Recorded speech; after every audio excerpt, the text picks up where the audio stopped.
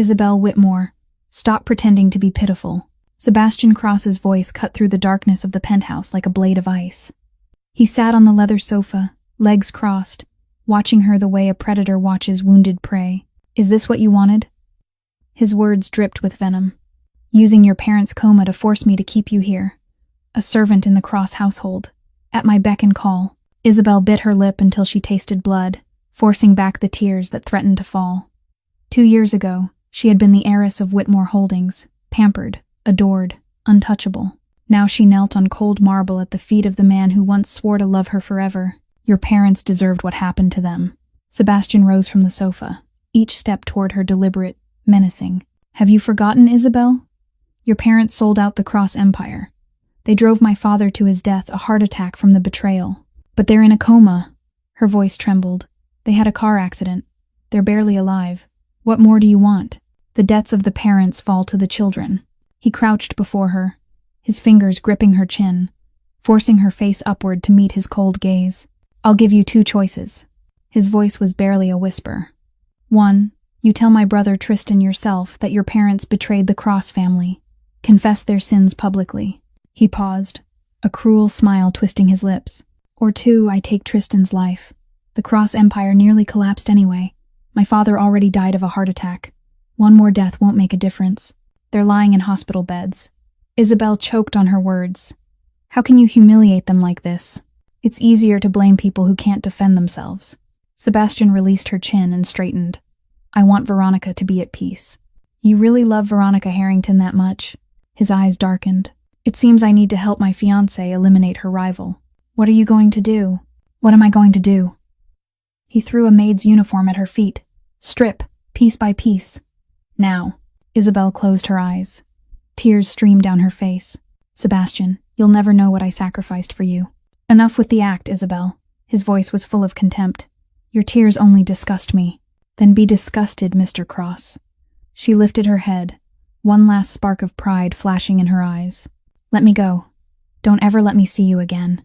Keep dreaming, Isabel. He pulled her to her feet, his lips brushing against her ear as he whispered, As long as your parents are alive, you'll stay here to atone for their sins. But don't forget, he gestured toward the white gown hanging on the wall. Today is my engagement party. What secrets is Isabel hiding? Will Sebastian discover the truth before it's too late? Stay tuned. If this story hooked you, smash that like button and share it with someone who loves drama. Subscribe now. You won't want to miss what happens next. The grand lobby of the Plaza Hotel glittered beneath crystal chandeliers, where hundreds of New York's upper crust gathered for the most extravagant engagement celebration of the year. Isabel entered through the service door, and the tight black and white maid's uniform clung to her like a cruel reminder of what she'd become. 2 years earlier, she'd walked into this very room as Miss Whitmore, greeted with smiles and deference. Now she kept her head lowered as she slipped through the crowd with a tray of champagne, trying to make herself invisible. But the eyes of high society didn't miss her. The whispers spread across the lobby like an undercurrent. A well-dressed woman tilted her head and murmured to her companion, Do you see her? That's Isabel Whitmore, the daughter of the traitor who betrayed the Cross family. The other woman covered her mouth as she let out a sharp, amused scoff. I heard she used to be Sebastian's girlfriend, and now she's a servant in his own house. How pathetic. Isabel swallowed the humiliation and kept moving. She'd learned to ignore the gossip, the contempt in their stares. The only thing that kept her upright was the image of her parents lying motionless in their hospital beds. She had to live. She had to endure. For them. Then, all at once, the crowd parted like the Red Sea. Veronica Harrington appeared in a dazzling white gown, diamonds blazing at her throat, the radiant smile of a victor on her lips. She walked beside Sebastian, her hand threaded through his, and she deliberately guided him past the spot where Isabel stood. Oh, Isabel. Veronica stopped, her voice syrupy with false sweetness. I didn't know you were here too. Isabel lowered her head with the practiced manners of a servant. Miss Harrington, Veronica giggled, turning to Sebastian. See? She's so much more obedient than she used to be. Sebastian said nothing. His gaze slid over Isabel as if she were an object without breath or feeling. That indifference hurt more than hatred ever could.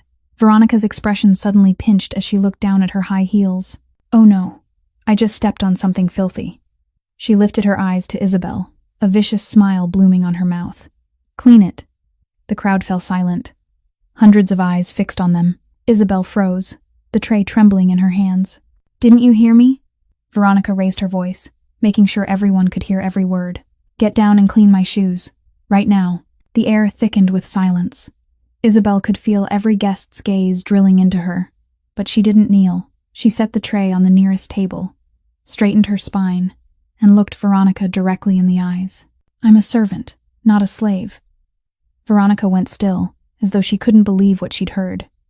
Then her face flushed hot with anger. No one had ever dared speak back to her like this in front of a crowd. "How dare you!" A slap cracked through the lobby. Isabel staggered, her cheek burning, but she didn't fall. She stayed on her feet, lifting her chin. "You don't have the right to hit me." The crowd let out a gasp. Veronica clenched her jaw. "Have you forgotten who you are? A lowly maid, daring to talk back to me?" Isabel didn't yield an inch. "No matter who I am, you don't have the right to hit someone." The whispers returned, rippling through the room. People looked at Isabel differently now, surprised, and some even nodded with quiet approval at her courage. Veronica panicked as she felt the moment turning against her. She turned to Sebastian with tears shining in her eyes. "Sebastian, she's being disrespectful to me. You have to punish her." Sebastian moved forward in silence. Isabel's heart hammered. For one moment, just one brief moment, she hoped. She hoped that the Sebastian from 3 years ago, the man who'd sworn he'd protect her for the rest of his life, still existed somewhere inside him. "Sebastian," she whispered. He stopped in front of her. His eyes were ice. "Kneel, Isabel." The hope inside her shattered. "Sebastian, I didn't do anything wrong. I said kneel." His voice wasn't loud, but it carried the full threat of a boss who was used to giving orders. Isabel didn't move. She met his gaze, searching for something, anything that might prove he still cared, but she found only endless cold. Sebastian placed a hand on her shoulder. Isabel thought he was going to say something, but he didn't. He pressed down, hard. Her knees hit the marble floor, bitterly cold, in front of hundreds of New York's most elite guests. Tears streamed down her face, but she made no sound. She wouldn't give them the satisfaction of watching her break. Veronica smiled in triumph, her eyes gleaming with pleasure as she looked down at Isabel kneeling at her feet. "You see? This is where you belong," the crowd whispered, some shaking their heads in pity, others laughing under their breath. Isabel bowed her head, her hair falling like a curtain to hide her face, hiding the pain that was tearing her apart from the inside. Then the doors of the lobby swung open. Every head turned. Margaret Cross entered, carrying the commanding presence of the most powerful woman in the Cross family. She stopped, her gaze sweeping over the scene. Isabel on her knees, Sebastian standing beside her, cold and unmoved, Veronica smiling like a victor. No one could read what Margaret was thinking. Her eyes were sharp, unreadable. She looked at Isabel for a long moment, then turned her gaze to Sebastian. Her lips pressed into a thin line, but she didn't speak. She simply stood there, watching in silence, like a judge weighing everyone in her mind. The engagement party ended, but Isabel's hell didn't. She'd barely stepped into the back corridor to leave when a hand clamped around her wrist and yanked her into a nearby private room. The door slammed shut. Veronica stood in front of her, her eyes blazing. "Who do you think you are? Humiliating me in front of all those people." Isabel tried to wrench her hand free. "I didn't do anything to you. Please let me go." But Veronica didn't. Her gaze dropped to Isabel's wrist, where a platinum bracelet gleamed under the light. Veronica's face changed. "What is that?" She jerked Isabel's arm up and stared hard at the bracelet. This is a Cross family heirloom." Isabel went silent, instinctively pulling her wrist behind her back. But it was too late. Veronica had seen it clearly. "This bracelet is only passed down to a Cross daughter-in-law." "Where did you get it? You stole it, didn't you?" "I didn't steal it," Isabel said, her voice steady but unyielding. "Margaret gave it to me." Veronica let out a cold laugh, thick with contempt. "She gave it to you? Don't lie to me. That bracelet should have been mine.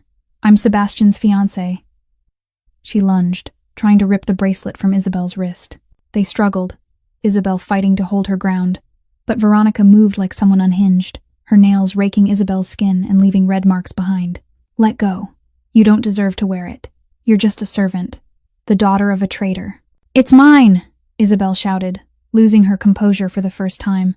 "Margaret gave it to me. You've got no right to take it." At that moment, the door opened. Sebastian stood in the doorway, his cold gaze taking in the chaos. Veronica's expression transformed instantly. Tears filled her eyes as she ran to him. Sebastian! She stole the Cross family heirloom, the platinum bracelet your grandmother left behind.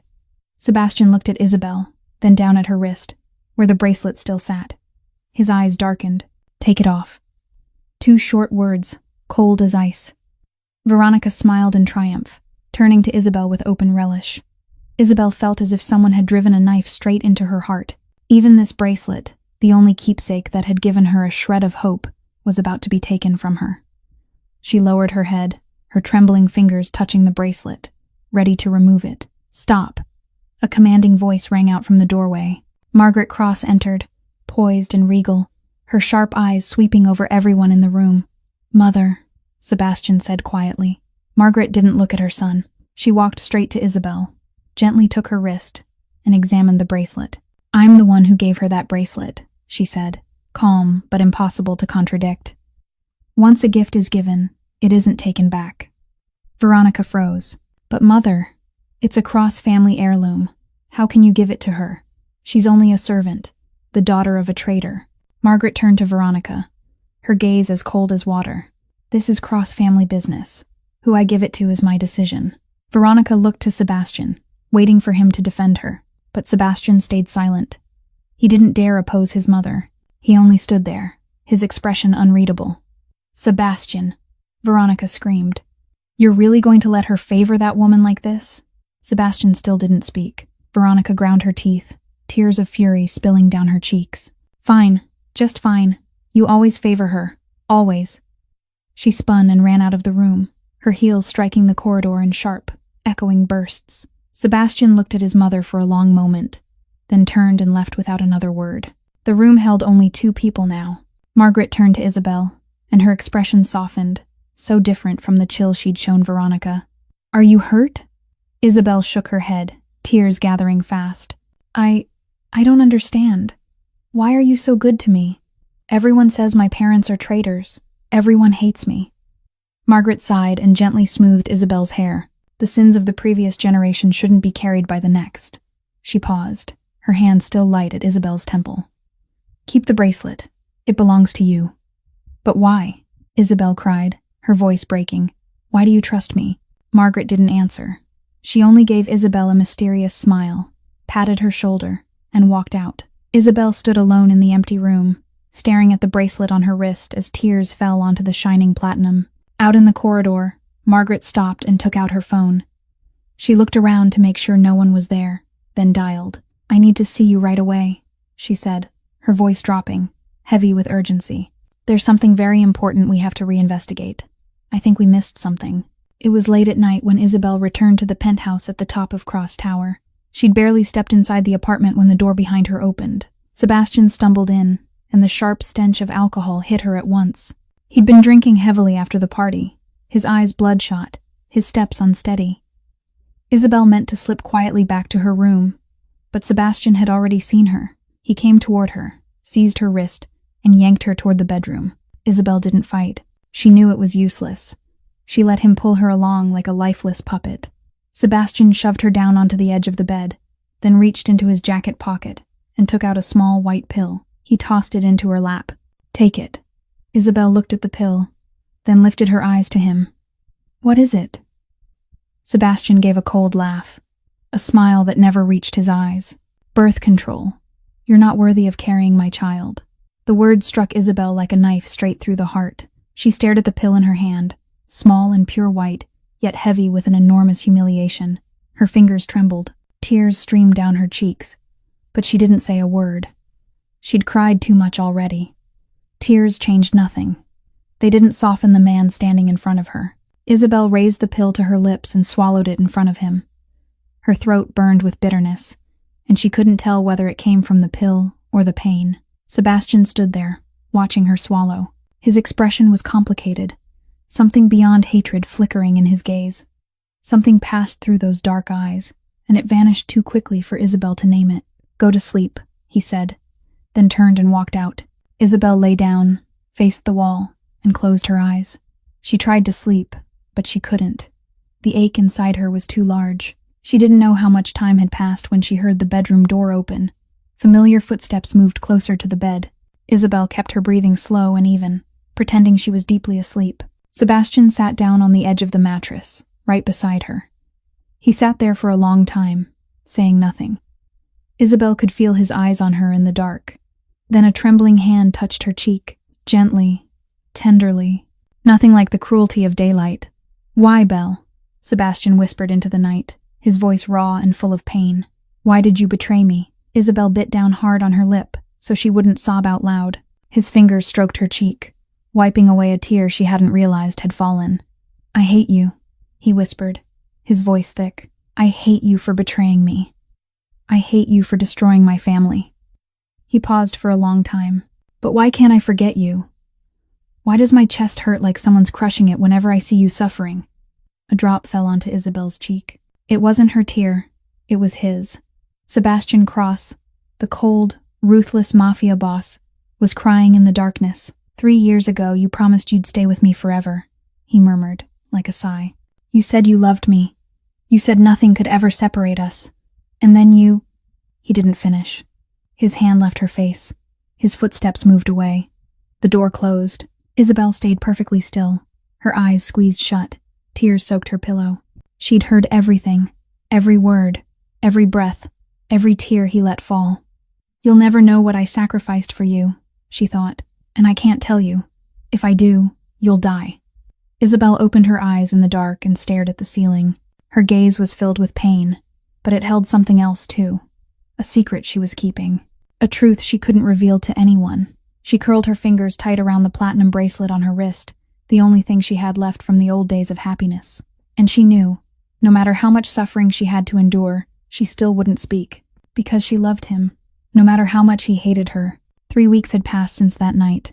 Isabel had grown used to her new life at Cross Estate on Long Island. Every day she woke at 5 o'clock, while the sky still hadn't fully brightened, and began her work by preparing breakfast for the entire family. After that came the cleaning of 47 rooms in this enormous mansion. Mopping floors, vacuuming, changing bed linens, wiping glass until it shone, then the laundry, the ironing, the preparation of lunch and dinner, setting the table and serving whenever Sebastian arrived or when guests were present. She was allowed to rest only when the clock struck midnight, and even then, it was only a few short hours before a new day began again. Her hands, once soft and carefully tended, were now rough and cracked from bleach and relentless labor. Fingers that had once worn diamond rings were now reddened by cold whenever she had to wash clothes in icy water at dawn. But Isabel didn't complain once. She worked in silence, head lowered, enduring every contemptuous stare from the other servants, who treated her like a joke. The former Whitmore heiress was now beneath even them. Once a month, on her only day off, Isabel spent every dollar of her meager wages to visit her parents at a private hospital in Manhattan. Today was the same. She sat beside the bed where her mother and father lay unmoving, wires and machines surrounding them. The steady beep of the heart monitor echoed through the quiet room. Isabel held her mother's cold hand, and tears slipped down her cheeks without a sound. "Mom, I miss you," she whispered. "I miss Dad. I miss the days when we were happy together." She turned to her father, whose face looked more hollow than the last time she'd come. "I know you didn't do it. I know you didn't betray the Cross family. You taught me to live with honesty and honor. You'd never do something like that." She tightened her grip on her mother's hand. "I'll prove you're innocent. No matter how long it takes. No matter how much I have to endure. I promise you both." Isabel stayed at their bedside until nightfall, then left in silence. She returned to Cross Estate when it was already late. The moment she stepped through the servants' entrance, she stopped short. A figure was waiting in the darkness. "Isabel," Tristan Cross said. He stepped forward, his youthful face tight with worry. Sebastian's younger brother, the one she'd once regarded as her own little brother in the old, happy years. "Tristan, what are you doing here?" Tristan glanced around to make sure no one was nearby, then handed her a thick envelope. "Take this, for your parents' hospital bills." Isabel looked at the envelope, then pushed it back toward him. "I don't need your pity." "This isn't pity," Tristan said, his voice firm as he pressed the envelope into her hand. "I believe you're innocent." Isabel went still, staring at him as though she'd misheard. In the past 2 years, this was the first time anyone besides Margaret had said they believed her. "Why do you believe me? Everyone says my parents are traitors." Tristan met her eyes. Because I know you. Do you remember my car accident 3 years ago? I almost died. You were the one who donated blood for me, the one who sat by my hospital bed and took care of me for 2 full weeks, even though you and Sebastian had only been dating a few months. He paused, his voice turning unmistakably certain. Someone willing to sacrifice like that for another person can't be a traitor. You're not that kind of person. And I don't believe your parents are either. Tears surged into Isabel's eyes. She hadn't expected anyone to still believe in her. Tristan. My brother Sebastian is being deceived, Tristan said, his gaze hard with resolve. I don't know by whom, but I'll find the truth. Wait for me. I'll prove you're innocent. Isabel couldn't speak. She only nodded, tears streaming down her face. Tristan patted her shoulder lightly, then turned and walked away. Neither of them knew that behind a nearby door, Veronica stood in the shadows, listening to every word. Her face shifted, from surprise to anger, then to fear. Her hand tightened around her phone, fingers trembling as she dialed. Dad, we've got trouble. Raymond Harrington's office sat on the top floor of the Harrington Court building, overlooking the whole of Manhattan at night. He lounged in an expensive leather chair, a glass of whiskey in his hand, watching the city's glittering lights beyond the window with a satisfied smile. The phone on his desk vibrated. He glanced at the screen, saw Veronica's name, and picked up. Dad, we've got trouble. Veronica's panicked voice burst through the line. Tristan's helping Isabel. He said he believes she's innocent. He said he'll find the truth. Raymond took a slow sip of whiskey, showing not a trace of worry. Don't worry, I'll handle it. You just keep watching and report back to me. He ended the call, then dialed his private attorney. 10 minutes later, a middle-aged man in a black suit stepped into the office. Raymond gestured for him to sit, then poured another glass of whiskey. How's it going? The attorney opened his briefcase and pulled out a stack of documents. Everything's going perfectly, sir. Sebastian Cross still firmly believes Edward Whitmore's the traitor. No one suspects a thing. Raymond smiled with quiet satisfaction and leaned back. He remembered 2 years earlier, when he'd sold every scrap of confidential information from the Cross Empire to a rival for $50 million. He'd forged the electronic evidence flawlessly, so every trail led straight to Edward Whitmore, the man who'd been his closest friend for 20 years. Stupid Edward Whitmore, Raymond sneered. He still thought of me as a good friend right up to the end. When I visited him in the hospital after the accident, he even held my hand and asked me to take care of Isabel. He set his whiskey down, his gaze turning cold. That car accident for the Whitmores was arranged by me, too. They were about to uncover the truth, so I had to silence them. It's a shame they didn't die, but a coma like this works just as well. No one can hear what they've got to say. The attorney nodded, long accustomed to his boss's cruelty. And what about Miss Veronica's marriage to Sebastian Cross? Raymond rose and walked to the window, staring out at the city. That's the real endgame. Once Veronica marries Sebastian, I'll slowly take over the Cross Empire from the inside. I've waited 20 years, and now I'm finally about to swallow Richard Cross's empire whole. He turned back, a vicious smile spreading across his lips. Richard, you're dead, and your family's still going to serve me. Your son's about to marry my daughter. Your enemy's daughter is on her knees as a servant in your own house. Isn't that deliciously ironic? The attorney cleared his throat. But sir, what if Tristan Cross really investigates? He's a smart one. Raymond waved a hand. I've got a plan B. If that little Isabel keeps causing trouble, I'll frame her for theft. One of Veronica's expensive pieces of jewelry, for example. Get her thrown out of the Cross house. Cut off every connection to that family. He laughed softly, without warmth. With no one protecting her, she won't be able to do a thing. Her parents are in the hospital. No money, no power. She'll end up on the streets like a beggar, and then no one's going to believe a beggar's words. The attorney nodded, stood, and prepared to leave. I'll arrange everything, sir. Raymond flicked his hand, dismissing him.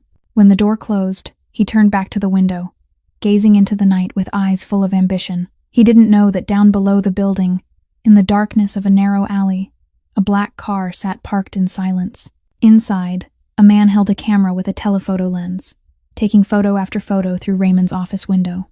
This private investigator had been tailing Raymond for 2 weeks under Margaret Cross's orders, and tonight, he'd just captured the secret meeting between Raymond and his private attorney. He lifted his phone and called the woman who'd hired him.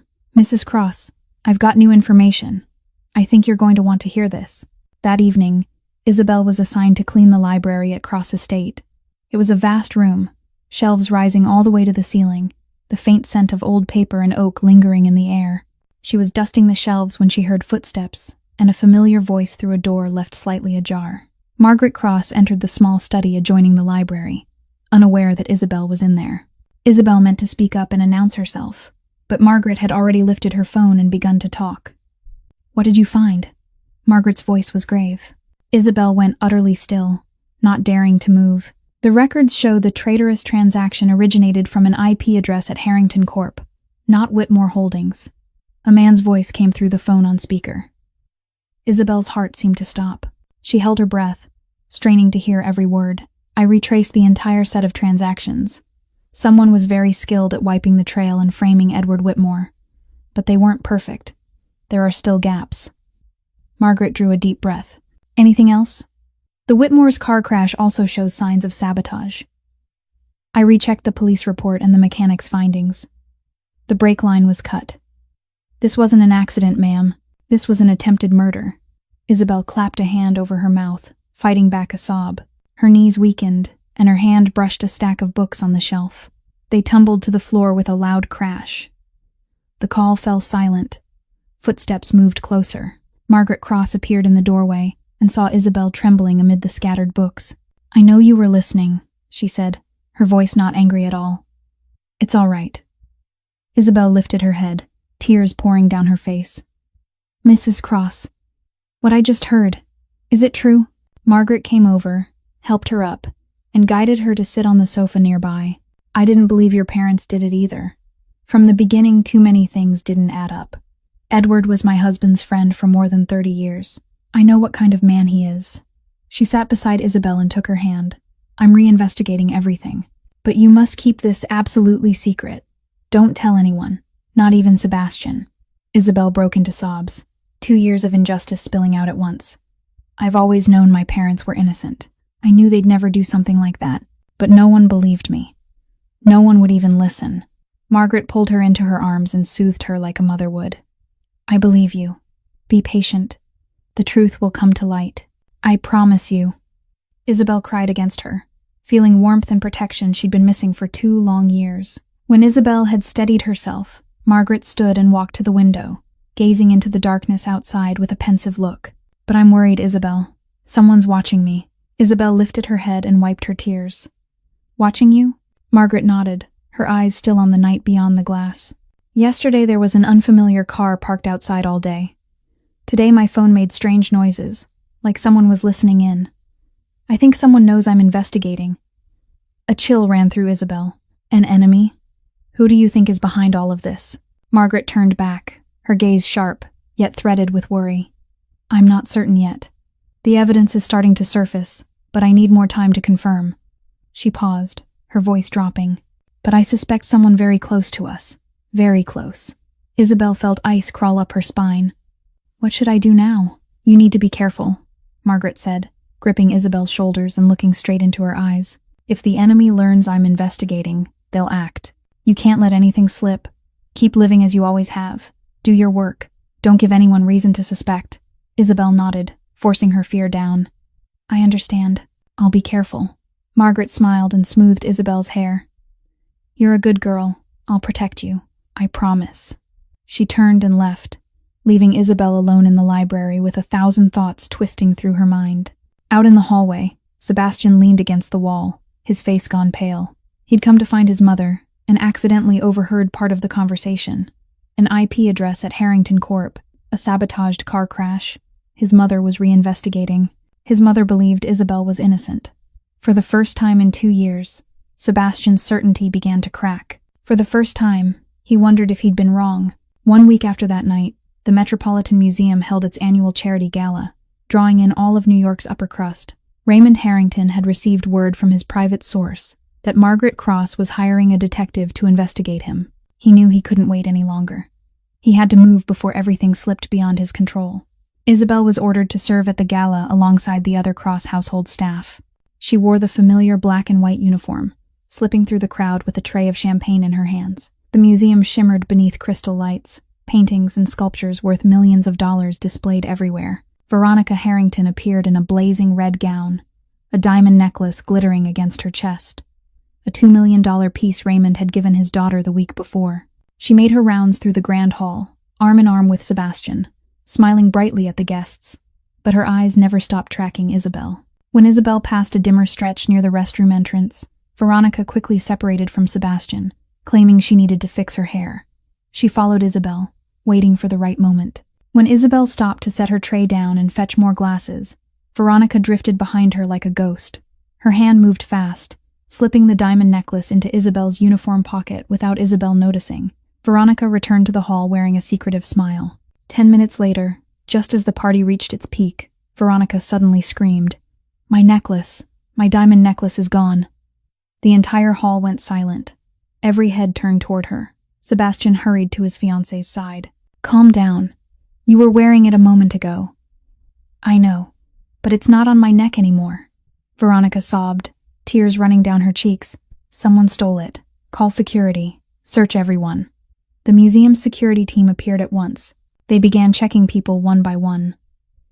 When it was Isabel's turn, a guard shoved his hand into her pocket and pulled out the glittering diamond necklace. "Found it!" he shouted. "In her pocket!" The hall erupted. Whispers and shouts crashed through the room. Veronica rushed forward and snatched the necklace from the guard's hand. "She stole it from me. Call the police. Arrest her." Isabel stood frozen, unable to believe what was happening. "I didn't do it. I didn't steal anything. Someone put it in my pocket." But no one listened. The crowd looked at her with disgust and contempt. A woman sneered. "A trader's daughter stealing is only natural. Blood doesn't lie." A man shook his head. "The Cross family's too kind to keep someone like this. They should have thrown her out long ago." Tears streamed down Isabel's face. She looked around for help and found only unfamiliar faces filled with malice. In a corner of the hall, Raymond Harrington watched, a satisfied smile spreading across his lips.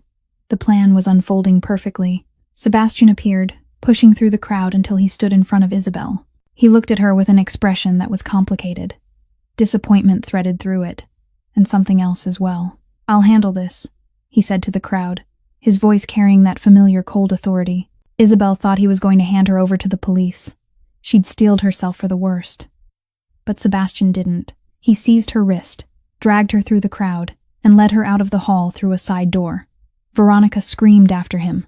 "Sebastian, where are you taking her? She has to be arrested." Sebastian didn't turn around. He pulled Isabel into an empty corridor, away from the crowd's eyes. Isabel broke down, sobbing. "I didn't do it. I swear I didn't steal anything. Someone set me up." Sebastian didn't answer. He only stood there, watching her with an unreadable gaze. Just then, Tristan ran up, his face flushed from rushing. "Brother," he panted, holding up his phone. "I've got video from the museum's security cameras. You need to see this." Sebastian took the phone and hit play. On the screen, Veronica followed Isabel in secret, then slipped the necklace into her pocket, clear as day. "The video shows Veronica putting the necklace into Isabel's pocket," Tristan said, his voice grave. "She framed her, brother." Sebastian went rigid, as if struck by lightning. His face drained of color, his hand crushing the phone so hard his knuckles turned white. He looked at Isabel crying in front of him, then back toward the grand hall where Veronica was playing the victim. His world was breaking apart, piece by piece. Everything he'd believed for the past 2 years suddenly shook at its very foundation. That night, Sebastian sat alone in his office at the top of Cross Tower, the glow of his computer screen washing over his ashen face. He played the video Tristan had given him again and again, and every time he watched it, it felt as though someone was crushing his heart in their fist. Veronica's furtive hand, slipping the necklace into Isabel's pocket, was captured with merciless clarity, sharp down to the smallest detail. It couldn't be denied. It couldn't be explained away. He'd trusted the wrong person. He picked up his phone and called Veronica. "Come to my office. Now." 20 minutes later, Veronica walked in, her makeup flawless, a confident smile on her lips. "Why did you call me?" "It's so late." Sebastian didn't speak. He only turned the computer screen toward her and hit play. The smile on Veronica's mouth froze as she watched herself on that footage. "Explain," Sebastian said, his voice cold as ice. "What is this?" Veronica burst into tears at once and rushed forward, dropping to her knees at his feet. "Sebastian, that video is fake." Isabel set me up. She staged everything to frame me. Sebastian looked down at her, and there was no tenderness left in his eyes. Staged? Security footage from the museum is staged? I'm being framed, Veronica sobbed, tears spilling down her cheeks. You have to believe me. I love you. I'd never do something like that. Sebastian fell silent for a long moment, then stood and walked to the window. Get out. I need to think. But Sebastian. Get out.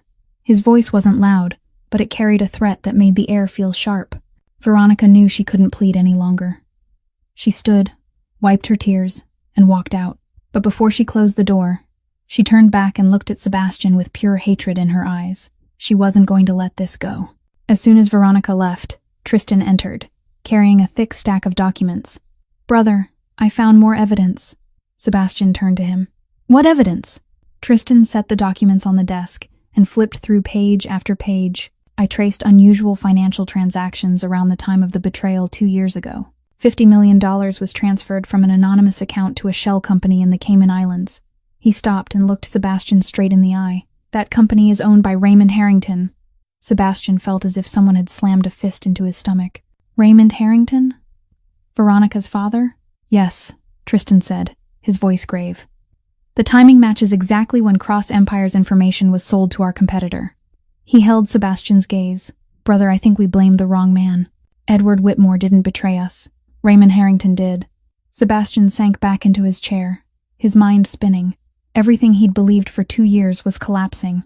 He'd tormented Isabel, humiliated her, treated her like a criminal. But if she was innocent, unable to restrain himself, Sebastian got up and went to Isabel's room at Cross Estate. It was late. He pushed the door open without knocking. Isabel was curled on the bed, her eyes swollen from crying. She lifted her head when she saw him and quickly wiped her tears. What do you need? Sebastian stood over her, looking down at her thin, pale face. How much suffering had she endured over the past 2 years? Why didn't you defend yourself? He asked, his voice rough. Why didn't you fight back? Why did you stay silent and endure all of it? Isabel lifted her chin and met his eyes, because no one believed me. Her voice was steady, but bitter to the bone. Not even you, especially you. The words drove straight through Sebastian's heart like a blade. He stared into her brown eyes, eyes that had once looked at him with love, and now held only exhaustion and pain. Yet deep inside them, he still saw the old spark. Before he could stop himself, Sebastian raised his hand and touched her cheek. Isabel went still, barely daring to breathe. He pulled her to her feet, the space between them shrinking to only a few inches. He looked into her eyes, then down at her lips. He tilted his head, his mouth almost brushing hers, and then, suddenly, he stopped. No, he whispered, his voice torn. I can't. He pushed her away, turned, and walked out fast, leaving Isabel standing there alone with a shattered heart. Sebastian stepped into the elevator and the doors slid shut. He stood alone in the tight space, then suddenly drove his fist into the elevator wall, metal ringing out with a harsh, bright sound. If Belle's really innocent, he whispered, his voice breaking, then what have I done for the past 2 years? 2 weeks had passed since that night. Sebastian had ordered a private investigator to dig into everything about Raymond Harrington, and every transaction tied to the betrayal from 2 years ago. Today, in a secret meeting room in the Cross Tower penthouse, Sebastian, Margaret, and Tristan sat in silence, waiting for the final results. The private investigator walked in and set a thick stack of documents on the table. This is the complete report, he said. I've investigated for a full month, and I can confirm everything with solid, verifiable evidence. He opened the file and began to lay it out. Raymond Harrington is the true traitor. 2 years ago, he sold all of Cross Empire's confidential information to the rival corporation Blackwell Industries for $50 million. The money moved through a complex network of shell companies in the Cayman Islands, but I traced it all. Sebastian took the documents and began reading page after page. His hands trembled as he stared at proof that couldn't be denied. Raymond forged the electronic evidence with precision, so every trail led to Edward Whitmore. The investigator continued. He used advanced technology to alter IP addresses, falsify emails, and fabricate transaction records. Edward Whitmore is completely innocent. Margaret drew a deep breath, her fingers tightening around the arm of her chair. And the car crash involving the Whitmores? It wasn't an accident, ma'am. The investigator's voice stayed steady. I had the vehicle re-examined and found evidence the brake line was deliberately cut. Raymond hired someone to do it when Mr. Whitmore began to suspect and reinvestigate. He arranged the crash to silence the Whitmores before they uncovered the truth. Sebastian felt as if the air had been pulled from his lungs. What was his motive? The investigator looked at him, grave. Raymond's ultimate goal was to seize the Cross Empire from the inside. He'd been planning this for 20 years. By framing Whitmore and convincing the Cross family to believe it, he removed his greatest obstacle. Then he arranged for his adopted daughter, Veronica, to get close to you, Mr. Sebastian, and seduce you. Once the marriage took place, Raymond would slowly take control of the Cross Empire's power and assets through Veronica. Tristan slammed his fist on the table. Bastard! He fooled all of us. The investigator turned to the next page. There's one more thing. He looked at Sebastian with a trace of sympathy. Your father, Richard Cross, didn't die of a heart attack brought on by betrayal the way everyone believes. The shock of discovering the betrayal did trigger the heart attack, but in truth, Raymond Harrington is the one who indirectly killed him. Without Raymond's scheme, your father would still be alive. Sebastian let the documents drop onto the table, his whole body trembling. Everything he'd believed for 2 years had been a lie. Raymond Harrington had killed his father, destroyed the Whitmore family, and turned Sebastian's life into a play that Raymond himself directed. And Sebastian Cross, the most powerful mafia boss in New York, had become a puppet in the man's hands. 2 years replayed in his mind.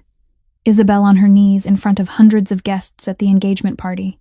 The pain in her eyes when he forced her to swallow the birth control pill. The tremor in her voice when he called her a traitor's daughter.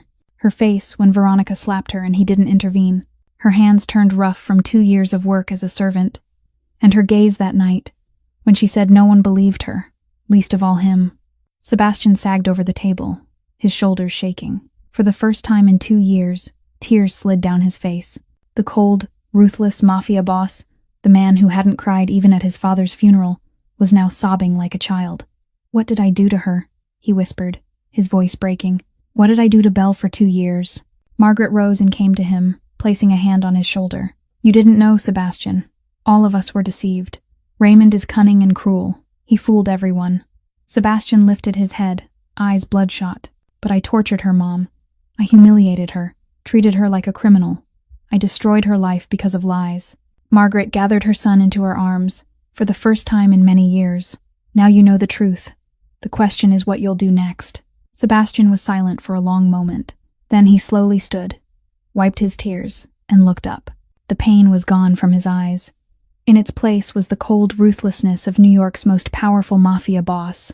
Raymond Harrington, he said, his voice ice. I'm going to make him pay 1,000-fold for what he's done. He killed my father, ruined the Whitmores, and turned me into a tool in his scheme. I'll take everything back, bit by bit.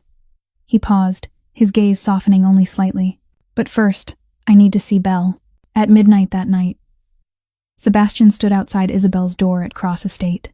The hallway was pitch dark, with only moonlight slipping through a window and laying a faint strip of light across the floor. He stood there a long time, his hand reaching for the doorknob, then pulling back. Once, twice, 3 times. He didn't know how to face her. He'd hurt her too deeply. The 2 years of hell she'd endured had come from him. How could he look her in the eyes and admit he'd been wrong? And yet he had to. He owed her, at the very least, the truth. At last, Sebastian drew a slow breath and pushed the door open. The small servant's room was dark, lit only by weak moonlight through the window. Isabel lay on the bed, black hair spilled across the pillow. She was crying in her sleep, tears sliding down her cheeks, her lips moving as she murmured someone's name he couldn't make out. Sebastian stepped to the bedside and sat on the edge of the mattress, studying her thin, pallid face. 2 years ago, she'd been a beautiful young woman, cheeks flushed with life, eyes bright with joy. Now her face was hollow, shadows under her eyes, the marks of sleepless nights and days of exhausting labor. He'd done this to her. He'd ruined her life. As if she sensed someone near, Isabel startled awake. Her eyes flew open, and when she saw Sebastian sitting by her bed, she jerked upright in panic and curled into the corner against the wall like a wounded animal. What do you want?" Her voice shook, her eyes wide with fear. Sebastian felt his heart clench as he saw that fear. She was afraid of him, The girl who'd once loved him with everything she had now feared him like a monster, and he'd earned that. Sebastian rose slowly, then did something he'd never done for anyone in his life. He knelt. The most powerful mafia boss in New York, the man who made the underworld tremble, dropped to his knees in front of a thin young woman in a cramped servant's room. "I know the truth now, Belle," he said, his voice rough. "Your parents are innocent. Raymond Harrington is the real traitor. He forged the evidence, framed your parents, and arranged the car crash to silence them." Isabel went still, as though her mind couldn't accept what she'd heard. What are you saying?" "I was wrong, Belle." Sebastian lifted his head and looked into her eyes, his own red rimmed. "I was completely wrong. You and your parents are innocent. And I'm sorry." Isabel stared at him, kneeling before her, hearing him say the words. 2 years. 2 years she'd waited for this moment. 2 years she'd hoped someone would believe her. But now that it had come, she didn't feel relief. She felt rage. The anger she'd carried for 2 years erupted like a volcano. Isabel shoved Sebastian back, sprang off the bed, and stood in front of him with fire in her eyes. "Sorry? You say you're sorry?" she screamed, her voice breaking with pain. "You made me kneel in front of hundreds of people. You pressed my shoulder down and forced me onto my knees like a dog." Sebastian didn't stand. He stayed on his knees, taking every word. "You forced me to take birth control. You threw it at me and said I wasn't worthy of carrying your child. You treated me like an animal." Tears streamed down her face, but she didn't stop. "You watched them hit me, humiliate me, and you didn't say a word. You stood there like stone while your fiancé slapped me across the face." Her throat tightened, her shoulders trembling. "My parents were in the hospital with no one to care for them. I had to work like a slave just to pay the bills. Every day I wanted to die. Every day I asked myself why I was still alive," she shouted, her voice splintering. 2 years of hell. You think one apology is enough?" Sebastian stayed kneeling, offering no defense, no explanation. Every sentence was a blade driven into his heart, and he deserved every blade. "You're right," he whispered, his voice thick. "I don't deserve forgiveness. I'm a monster. I destroyed your life. You can hit me, curse me. I deserve it all." Isabel stood there, chest heaving, tears pouring down. She'd spilled every ounce of pain she'd carried for 2 years, and still she didn't feel lighter. She only felt empty. Sebastian rose slowly and stepped toward her. He took her hand, gentle but firm. "But give me one chance, Belle," he said, meeting her eyes, his gaze fierce with resolve. "Not to make it up to you. I know I can't undo what I did, but to take revenge for you, for your parents, for everything you lost. Raymond Harrington will pay for every one of his crimes." The next morning, the living room at Cross Estate became the site of a secret meeting. Sebastian stood before the massive glass wall. Margaret and Tristan sat on the sofa, and Isabel stood in the corner with an unreadable expression. After last night, she wasn't crying anymore, but her eyes were still guarded as they settled on Sebastian. He began to lay out the plan. "Raymond Harrington has hidden his crimes for 2 years.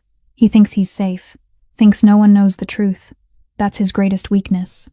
Sebastian flipped through the pages of documents on the table. "We've got enough proof of illegal financial transfers, forged records, and conspiracy to commit murder. If we arrange it the right way, he'll have no way out." Margaret nodded. "I've contacted some of your father's old partners.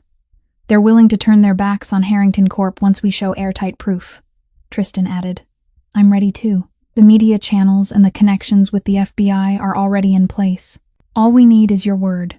Sebastian turned to Isabel. "Belle, you're our most important witness. You endured 2 years in this house. You know what Veronica and Raymond have done. Your testimony will be the fatal blow." Isabel was silent for a long moment. Then she shook her head. "I don't want to be involved." The room seemed to freeze. Margaret and Tristan stared at her as if they'd misheard. Sebastian went still. "Why? He destroyed your family. He almost killed your parents." Isabel met Sebastian's eyes. There was no fear in her now, no raw pain the way there had been before, only an endless exhaustion. "Because I don't want to become someone like you." Her words landed like a slap across Sebastian's face.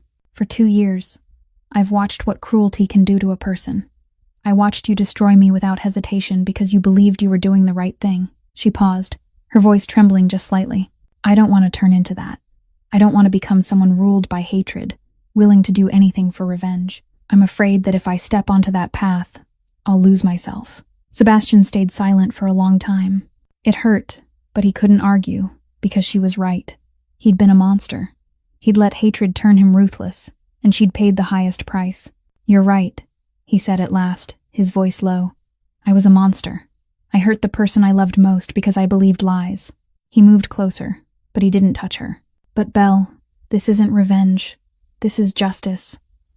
Raymond killed my father, nearly killed your parents, and ruined the lives of so many people. And if we don't stop him, he'll do it again to someone else." Sebastian held her gaze. "You can choose not to forgive me. I don't deserve forgiveness. But don't let Raymond stay free. Don't let him keep destroying other families the way he destroyed yours." Isabel stood still, eyes lowered to the floor.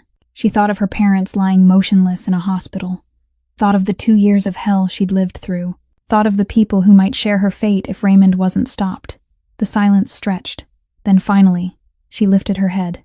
"All right, I'll help." Sebastian seemed to breathe again, but Isabel wasn't finished.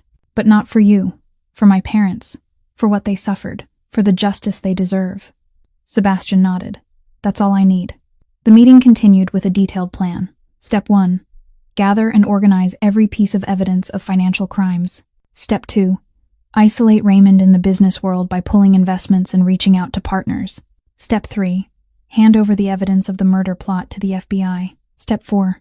Hold a press conference and reveal the truth to every major New York media outlet. When the meeting ended, everyone filed out one by one.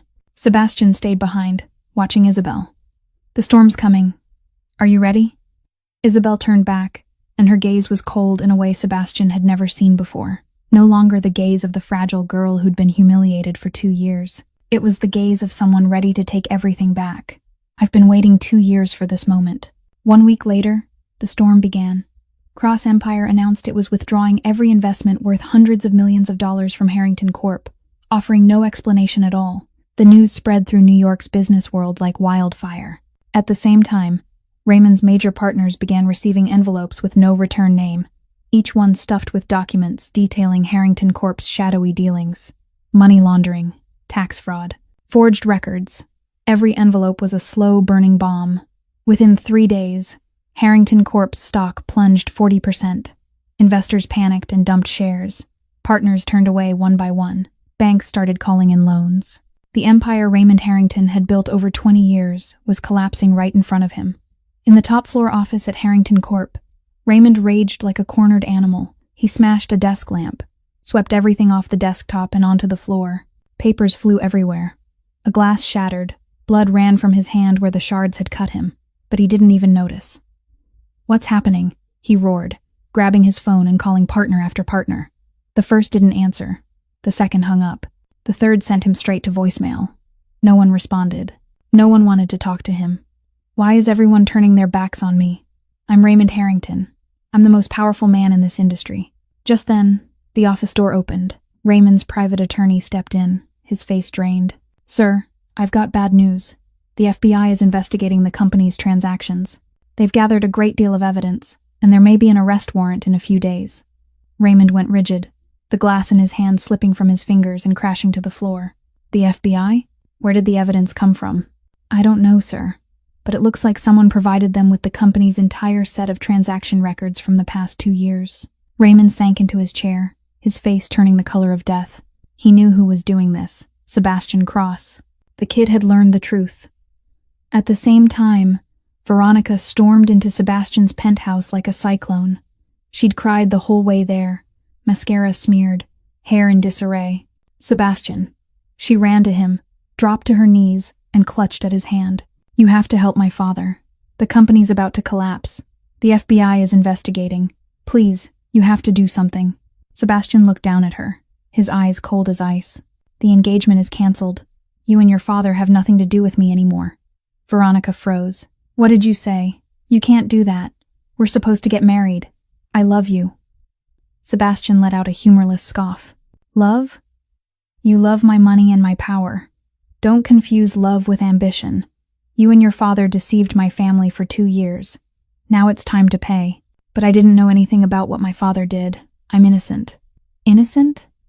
Sebastian arched a brow. "You put the diamond necklace into Isabel's pocket to frame her for theft. You slapped her in front of hundreds of people. You humiliated her every day for 2 years. That's innocent? Veronica choked, no words coming. Sebastian motioned to security. Take her out.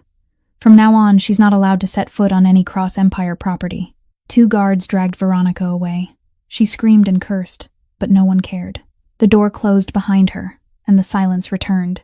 Sebastian's phone buzzed. Raymond Harrington's number. Sebastian answered without a word. Sebastian, listen to me. Raymond's panicked voice rushed through. We can negotiate. I'll give you anything you want. Money, shares, real estate, whatever you want. Sebastian laughed softly, cold. Negotiate? Did you negotiate with my father before you killed him? Did you negotiate with the Whitmores before you put them in a coma? Sebastian, I'm begging you. Wait for it, Harrington. Sebastian cut him off, his voice ice. Hell's only just beginning. He ended the call, giving Raymond no chance to say another word. Turning to Tristan beside him, Sebastian gave the order. Send invitations to every major news outlet. Press conference tomorrow, 10 o'clock in the morning, in the Cross Tower lobby.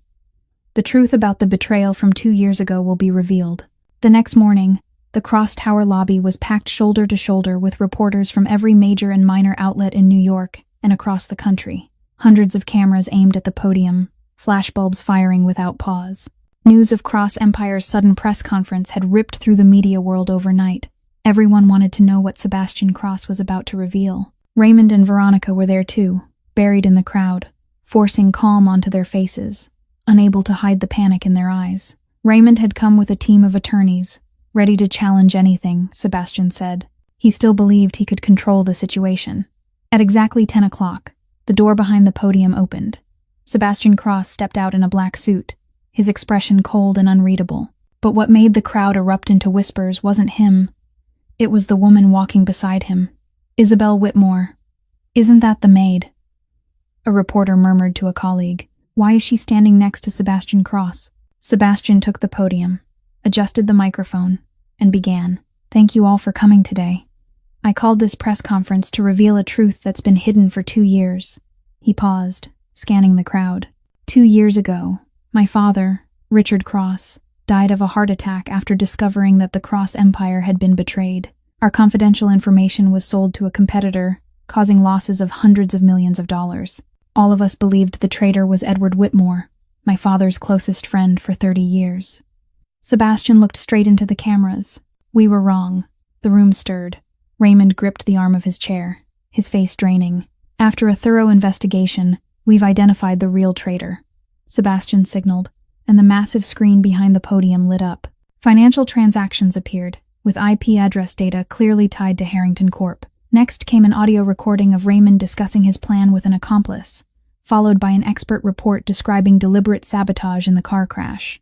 Raymond Harrington is the true traitor, Sebastian declared, his voice cold as ice. He sold Cross Empire's information for $50 million. He forged evidence to frame Edward Whitmore, and when the Whitmores were about to uncover the truth, he arranged a car crash to silence them. The press corps exploded. Whispers, frantic typing, and the relentless pop of camera flashes filled the air. Raymond shot to his feet, his face turning a furious purple red. This is slander, he shouted, shoving through the crowd toward the podium. I'll sue all of you. This evidence is fabricated. Sebastian Cross is taking personal revenge because I broke off his engagement. The room buzzed louder as cameras swung toward Raymond. This was exactly what the reporters wanted. Live drama. Sebastian didn't flinch. If Mr. Harrington believes the evidence is fabricated, he can explain that to the FBI. They already have the full record. Raymond froze, mouth open, no words coming. Then Isabel stepped up to the microphone. She stood there, thin and small in the vast lobby, yet her eyes held a fierce strength. My name is Isabel Whitmore, she said, her voice trembling slightly but clear. I'm the daughter of Edward and Helen Whitmore. She took a breath. For the past 2 years, I've been called the traitor's daughter. I've been humiliated, struck, treated like a slave.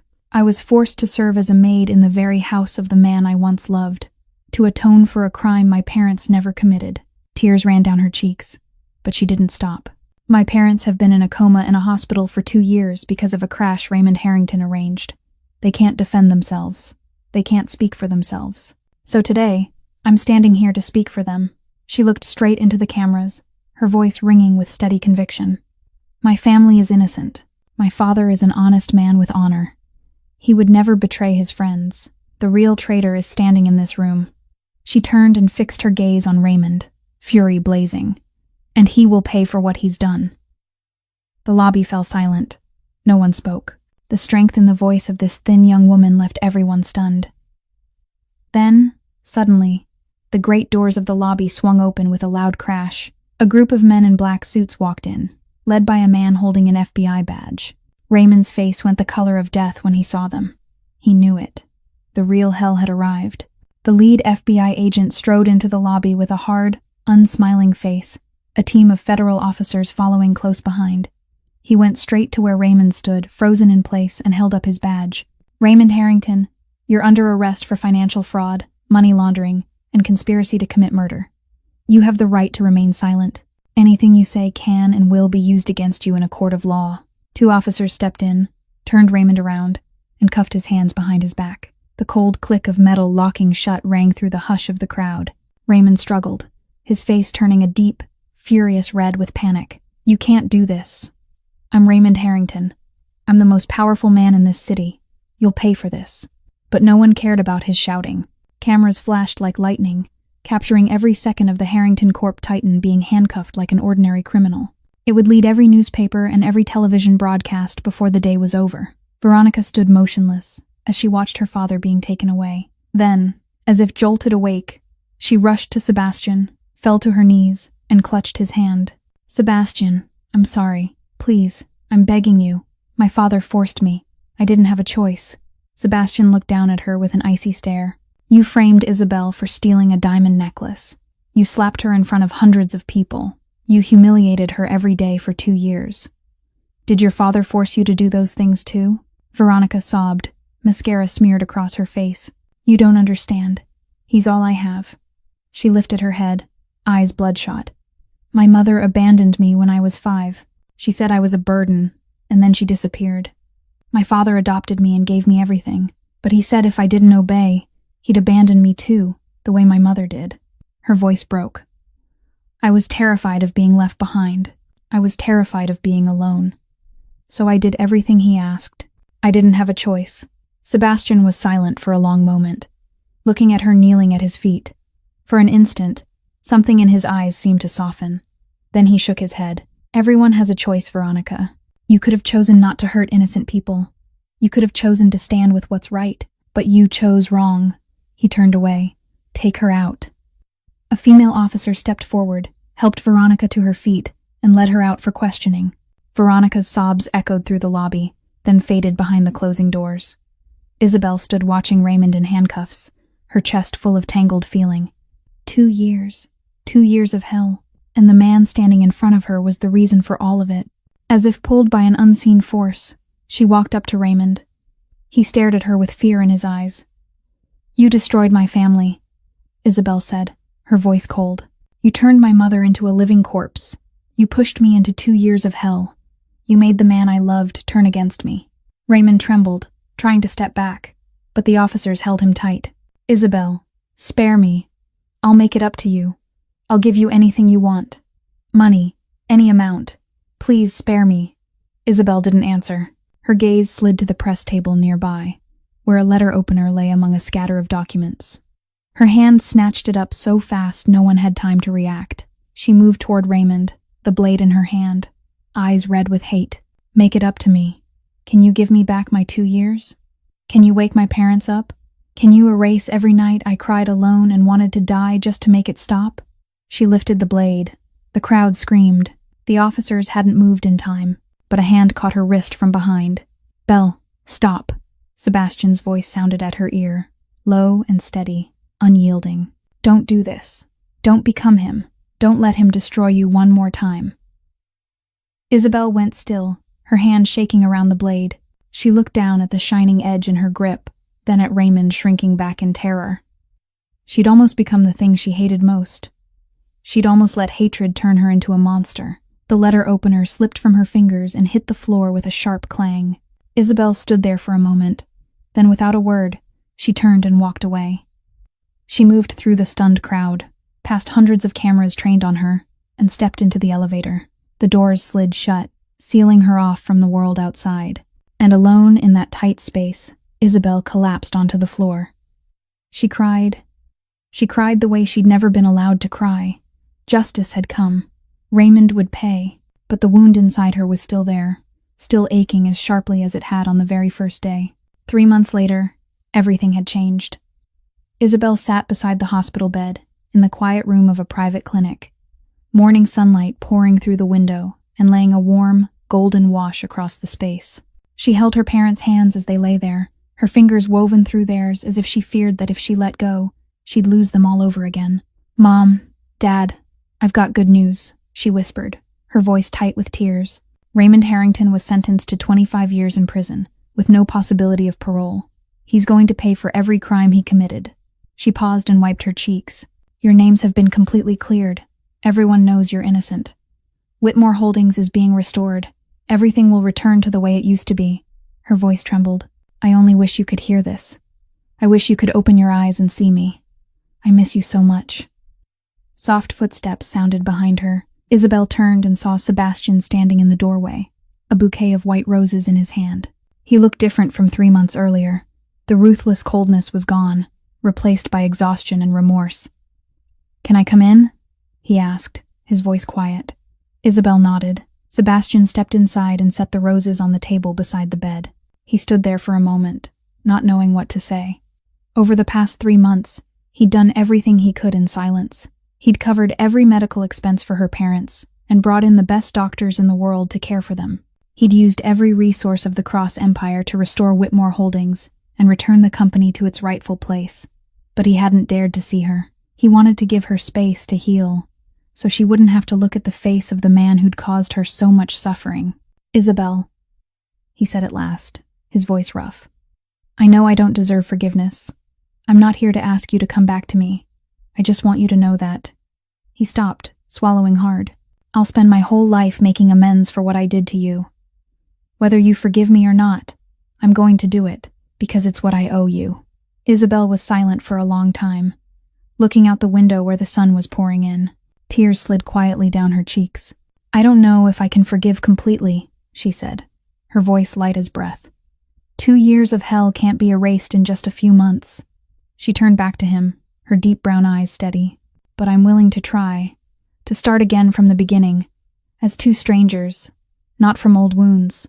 Sebastian felt as if a stone that had been crushing his chest for months had finally been lifted away. He stepped closer, knelt beside her, and took her hand. For the first time in 2 years, it was a gentle handhold, not something used to drag her or force her into anything. Just a handhold. "Thank you, Belle," he said, his voice breaking. "I promise I won't fail you again. I'll spend the rest of my life proving it." In that moment, a miracle happened. Edward Whitmore's hand on the bed twitched. Isabel went rigid and looked down at her father's fingers. "Dad," she whispered, barely daring to trust her eyes. Edward Whitmore's eyes slowly opened. He blinked a few times, as if trying to adjust to the light. Then he saw his daughter. His lips moved, and his voice came out weak but clear. "Belle, my daughter," Isabel cried out, the sound bursting loose with joy and tears. "Doctor, my father's awake. My father's awake." She threw her arms around him and sobbed against his shoulder. 2 years of waiting, 2 years of suffering, 2 years of praying every night. At last, her father was back. Sebastian stood beside them, watching with wet eyes. For the first time in 2 years, a real smile lifted his mouth. Not a cold smile, not a mocking one. The smile of a man who'd found himself again. Doctors and nurses rushed in, the room filling with the sounds of machines and urgent voices. But in the middle of that chaos, Isabel and Sebastian looked at each other. Their eyes met, and in that moment, all the suffering of the past felt as if it had been gathered up, not to be forgotten, but to be laid to rest so they could keep moving forward. Morning sunlight streamed through the window, wrapping the room in gentle warmth. After a long darkness, dawn had finally come. Isabel and Sebastian's story shows us that in life, sometimes we can be deceived, misunderstood, and forced to endure injustices we never deserved. But the truth will always find its way into the light. What matters is not letting hatred turn us into the kind of people we despise. Hold on to a compassionate heart, because that's what carries us through the dark. And forgiveness doesn't mean forgetting. It means giving yourself a chance to heal.